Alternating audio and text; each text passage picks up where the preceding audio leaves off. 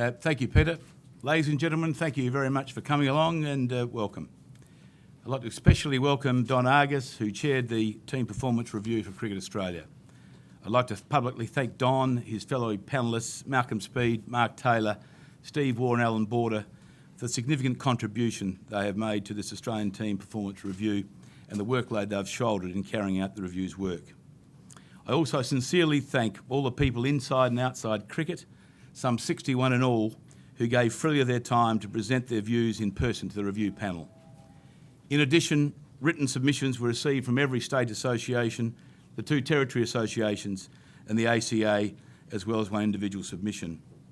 Although I was not part of the review panel, I'm told by panel members that interviewees presented frankly, and the common thread amongst the interviewees was their passion for Australian cricket and its future.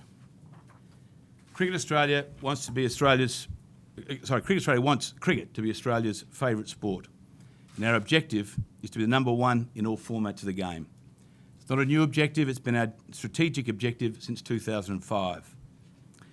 This independent review was given a brief to undertake a full, frank and fearless look at the Australian cricket team's recent performances and to recommend changes that should be made to the current cricket structures and systems to help us again be number one in all formats of the game. The report is being made public. Many may say this is unusual. It is not normally what is seen in corporate Australia. However, I believe it is very important that Cricket Australia is fully transparent. Once you have had time to read the report, you will see that it addresses all the issues you would expect. It pulls no punches in its assessments and is thorough in suggestions for the future. It is, to the best of my knowledge, the most exhaustive, comprehensive examination of Australian cricket ever undertaken. We didn't want quick fixes, we wanted to do this properly. Australia, as everyone knows, dominated world cricket for an extraordinarily long period of time between 1987 and 2007, an unparalleled period of dominance in world cricket and possibly unparalleled by any elite team of sport anywhere in the world. During this time, Australia won 4 ICC World Cups. For much of that 20 years was number one ranked test playing side in the world, and Australian cricket produced some of the greatest players ever to play the game. Our success during this period was the envy of the cricket world. That successful period is now history, and the Australian team's recent lack of success has been a concern for players, administrators and the cricket-loving public. People want to understand the reasons for this lack of success and to be confident about the future of Australian cricket. The Australian Cricket Board has today received the Team Performance Review report and has accepted some major key recommendations that can be implemented immediately. We will assess and report on our response to the other recommendations as soon as possible.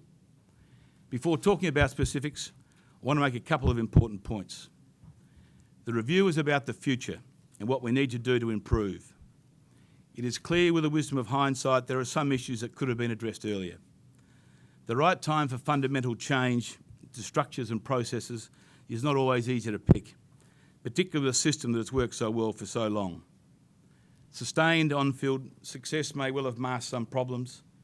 In a sense, we were victims of our own success, and if you've won in a certain way, you are probably less likely to change your ways. However, it's quite clear, having said that, the world has moved on, and a system that once worked is now in need of change. In doing this, we have not taken a short-term approach, looking for scapegoats or applied band-aids to problems. It might be argued we should have done more to replace the great players who retired recently. Having said that, I think you'll agree, it's not easy to replace players of the calibre of Warne, McGrath, Gilchrist, Hayden and others of the era. Australian cricket has many passionate, dedicated, professional, intelligent people working in their playing, coaching, selection and administrative roles. They cannot achieve success unless the system we give them allows them to be successful. This report will, I believe, provide a blueprint for cricket structures and systems that will give us the greatest likelihood of success in all forms of the game. The report we received today and the initial decisions we have made draw on a number of principles of a wide-ranging corporate restructure to better align Australia's cricket high-performance structure and processes to allow the players to perform to their optimum and achieve success. It also aligns with our strategy. When any organisation undertakes a change of its structures and systems, It is unfortunate but inevitable that some individuals are affected. This should not in any way be seen as scapegoating.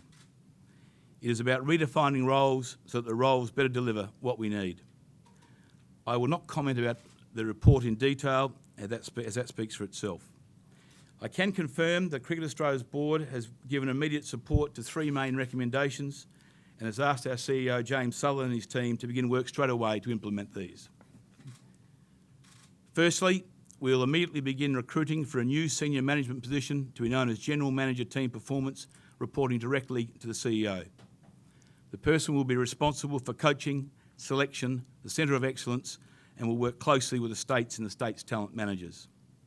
The incumbent will also be responsible for women's elite cricket with the assistance of Belinda Clarke. The role will be structured to have an absolute focus on elite performance and alignment of Cricket Australia and State Cricket Association's high performance goals. It is envisaged he will spend time, or she, will spend time with the Australian team. The role will work alongside Michael Brown, who will continue his role as General Manager Operations, responsible for a wide range of operational issues such as scheduling, including the FTP, Memorandum of Understanding, security, anti-corruption, state and other competitions, and umpires. Secondly, we will also immediately start work on restructuring our national selection process to move to a 5-man selection panel with a full-time chairman of selectors to be known as the national selector. 2 independent part-time selectors, the Australian captain and the head coach. The 5 will select squads with a selector on duty, captain and head coach selecting the playing 11 both for matches within Australia and overseas. The national selector will be full-time and responsible for selection of national teams and Centre of Excellence squads, performance management including communication of selection policy and strategy, evaluation of and communication with individual players, coordination of player development plans and succession planning. The national selector will also be intimately involved with players outside the national squad who are capable of future Australian selection. Thirdly, we will move to a newly structured, expanded head coaching role. The head coach will have more authority and accountability than the current coach's role, including being a selector. As part of Australian cricket's overall coaching function, and as the person leading the overall coaching strategy for Australian cricket, he will work closely with the Centre of Excellence and state associations. The head coach will also spend most of his time with the Australian team and will also delegate some ODI and international T20 cricket tournaments and games to assistant coaches. The national selector and head coach will both report to the new General Manager Team Performance. Tim Nielsen and Andrew Hilditch are affected by these structural changes. Both have been informed of the board's decision. Tim has been invited to apply for the new head coach role if he so desires. Andrew is not available for the full-time national selection role. Both Tim and Andrew will continue in their existing roles for the interim period. The review panel has made a wide range of recommendations about better aligning Cricket Australia and state high-performance systems and about setting up an accountable, performance-based incentive system for states and individuals, including the players. The board has only received the report today. It has given its priority to the decisions I've just outlined, but will need more time to liaise with others in Australian cricket and to consider the detail of the further recommendations. These further recommendations are varied and far-reaching and encompass areas such as first-class competitions, the Centre of Excellence, Futures League, grade cricket, coaching pathways, Australia A, the 3 formats of the game, carefully assessing Big Bash private ownership, the Memorandum of Understanding with the players, improving injury player management and many other areas. In conclusion, I note the review report says there is an abundance of talent in Australian cricket, both playing talent and non-playing talent. The board agrees with the review panel's conclusion that we will improve our chances of success if we can harness that talent properly. Our undertaking to our cricket fans is to seek to do that. As I said at the start, our objective is to be number 1 in all 3 formats of the game. Thank you. Before taking your questions, could I please introduce Mr. Don Argus to make a few comments. Thanks, Jack. Look, it's been an all-encompassing review, and I have to say I give Cricket Australia a fair bit of credit for I suppose, having the courage to give us such a wide scope to do the work.